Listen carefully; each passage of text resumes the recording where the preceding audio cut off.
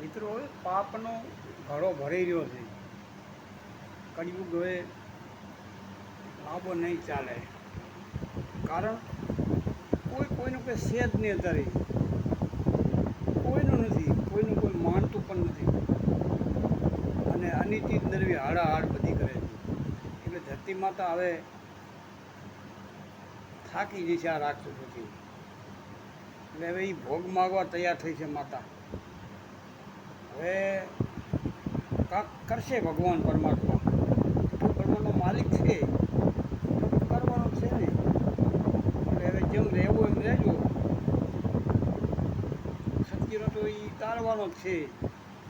પાંડવોને 5 તાર્યા હતા, એમાં મારતા 9 જ વધ્યા હતા.